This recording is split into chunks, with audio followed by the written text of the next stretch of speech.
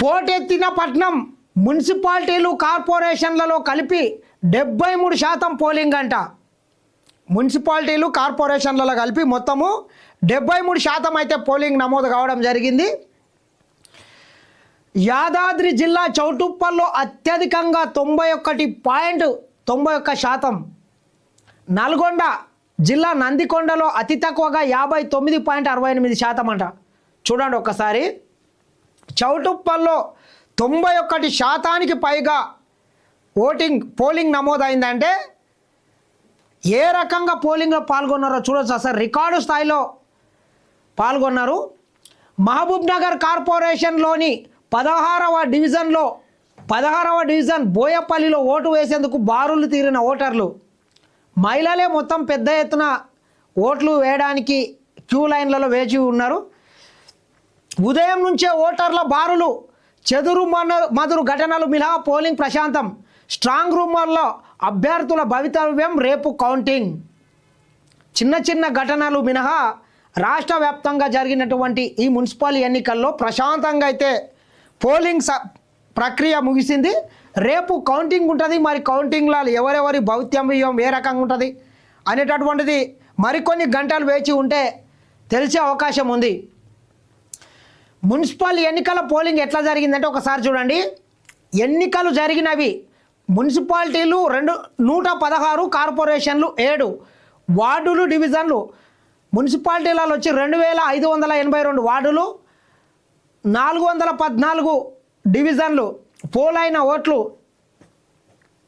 మొత్తం చూసుకున్నట్లయితే ఈ మున్సిపాలిటీలలో వచ్చేసి 75.88% మున్సిపాలిటీలలో అయితే 66.5% కార్పొరేషన్లలో అయితే పోలింగ్ ప్రక్రియ నమోదు కావడం జరిగింది. ఏది ఏమైనా రాష్ట్ర వ్యాప్తంగా జరిగినటువంటి ఈ మున్సిపల్ కార్పొరేషన్ ఎన్నికల్లో పెద్ద ఎత్తున ప్రజలైతే ఓట్లు వేయడానికి ముందుకొచ్చిండ్రు. చాలా వరకు కార్పొరేషన్లతో పోలిస్తే మున్సిపాలిటీలో అత్యధికంగా ఓటింగ్ నమోదైంది. ఒక్కసారి మనం చూసుకున్నట్లయితే పలు ఎగ్జిట్ పోల్స్ సంస్థలకు సంబంధించినటువంటి సంస్థలు పలు ఎగ్జిట్ పోల్స్ని కూడా ఈ మున్సిపల్ ఎన్నికలకు సంబంధించి, కార్పొరేషన్ ఎన్నికలకు సంబంధించి వారు వివిధ సంస్థలు నిర్వహించినటువంటి ఎగ్జిట్ పోల్స్ అయితే బయటికి రావడం జరిగింది. మెజారిటీ స్థానాలు మాత్రం కాంగ్రెస్ పార్టీ కైవసం చేసుకుంటుందని చెప్పి అన్ని ఎగ్జిట్ పోల్స్ కూడా ఫలితాలను వారి సర్వే సంస్థలు చేసినటువంటి ఫలితాలను అయితే బయట పెట్టి ఒకసారి మనం చూసుకున్నట్లయితే భారీ పోలింగ్తో ఎవరికి మేలు, భారీ పోలింగ్ అయితే జరిగింది. ఈ భారీ పోలింగ్ వల్ల ఎవరికి మేలు జరిగిందని చెప్పి అంతు చిక్కని దాంట్లో అభ్యర్థులు మాత్రం ఉన్నారు. 90%కు పైగా లోకల్ బాడీల్లో గెలుస్తామని కాంగ్రెస్ ధీమా. పట్టణాలు తమకే అనుకూలం అంటున్న బీజేపీ, ఊహించని ఫలితాలు వస్తాయంటున్న బీఆర్ఎస్. పోలింగ్ సరళిని విశ్లేషిస్తున్న పొలిటికల్ పార్టీలు. నిజామాబాద్, కరీంనగర్లో కాంగ్రెస్ బీజేపీ మధ్య టఫ్ ఫైట్ ఉందట. ఈ రాష్ట్ర వ్యాప్తంగా జరిగినటువంటి అన్నిట్లా కొంత కాంగ్రెస్ పార్టీకే అనుకూలమైనటువంటి ఫలితాలు రావచ్చని అనుకున్నప్పటికీ ఏదైతే ఉత్తర తెలంగాణలో ఉన్నటువంటి నిజామాబాద్ కావచ్చు, కరీంనగర్, ఈ కార్పొరేషన్లలో కొంత కాంగ్రెస్ పార్టీ బీజేపీ పార్టీకి మధ్యలో కొంత టఫ్ ఫైట్ అయితే నడిచిందని చెప్పి పలు సంస్థలు వెల్లడించినటువంటి ఎగ్జిట్ పోల్స్లో తెలియజేయడం జరిగింది.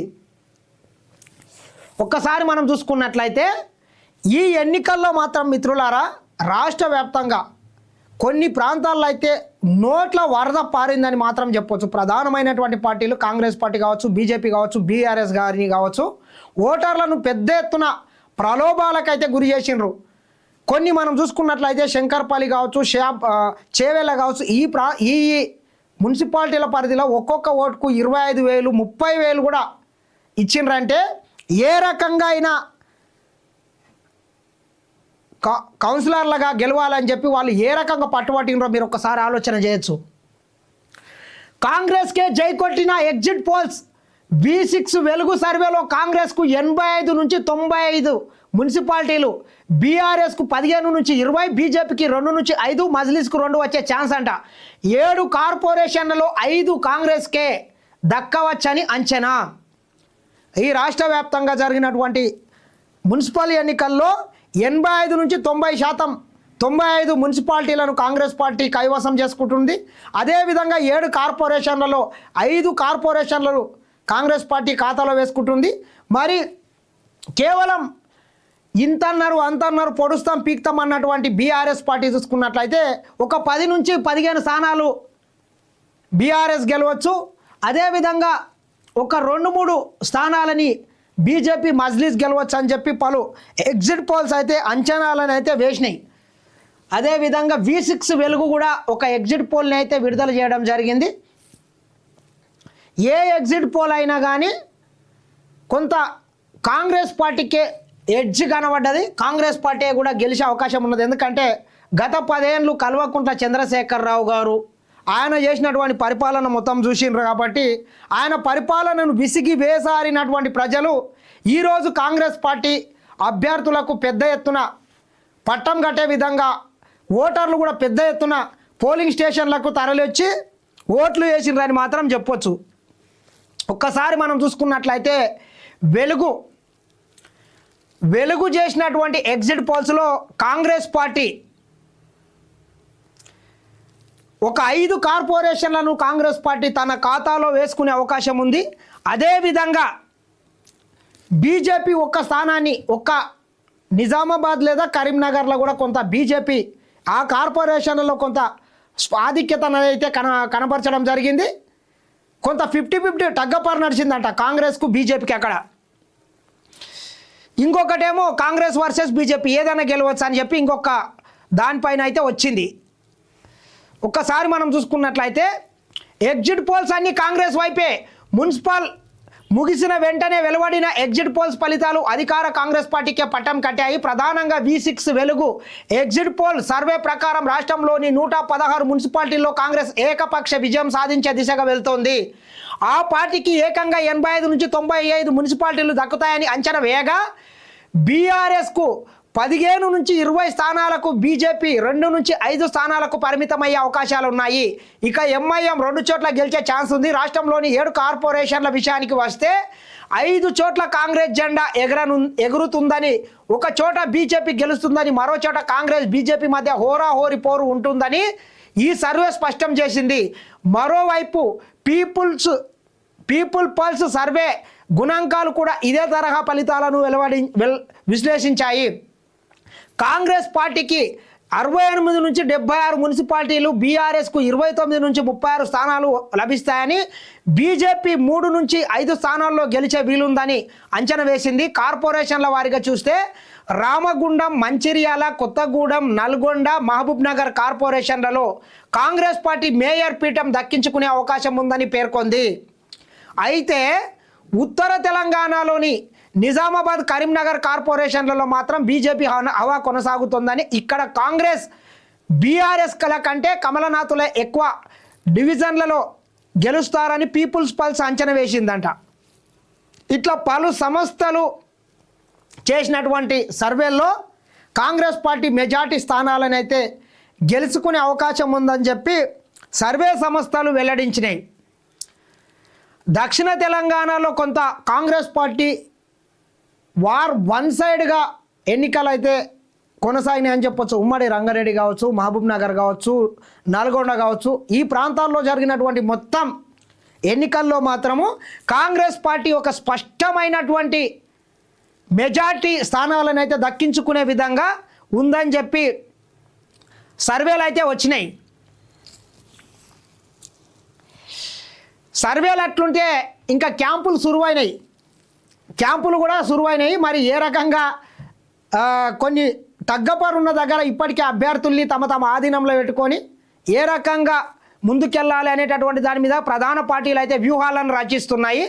మున్సిపల్ ఎన్నికలు పోటాపోటీగా జరగడంతో బీఆర్ఎస్ క్యాంపు రాజకీయాలకు తెరలేపింది. సూర్యాపేట మున్సిపాలిటీలో 48 వార్డులు ఉండగా కాంగ్రెస్ బీఆర్ఎస్ మధ్య పోటాపోటీ నెలకొంది. ఈ క్రమంలో బీఆర్ఎస్ పార్టీకి చెందిన 45 మంది కౌన్సిలర్ అభ్యర్థులను మాజీ మంత్రి సూర్యాపేట ఎమ్మెల్యే జగదీష్ రెడ్డి బుధవారం రాత్రి హైదరాబాద్ శివార్లోని ఒక ఫామ్ హౌస్కు తరలించారట. తిరిగి కౌంటింగ్ రోజున ఉదయం వారిని తీసుకొచ్చేలా ప్లాన్ చేసినట్లు సమాచారం. నల్గొండ జిల్లాలో మొత్తం గత ఎన్నికల్లో కాంగ్రెస్ పార్టీ మొత్తం స్థానాలను ఎమ్మెల్యే స్థానాలు గెలిస్తే ఒకే ఒక్కటి సూర్యాపేట స్థానాన్ని కోల్పోయింది. ఆ సూర్యాపేటలో కూడా ఈ మున్సిపల్ ఎన్నికల్లో మా అభ్యర్థులు ఎక్కడ ఏమవుతుంది అని చెప్పి భయంతో మాజీ మంత్రి స్థానిక ఎమ్మెల్యే జగదీష్ రెడ్డి అయితే వాళ్ళని అందరినీ క్యాంపులకు తరలించిండు. అంటే ఎట్లుంది చూడండి, భయం పట్టుకున్నట్లున్నది మనోనికి.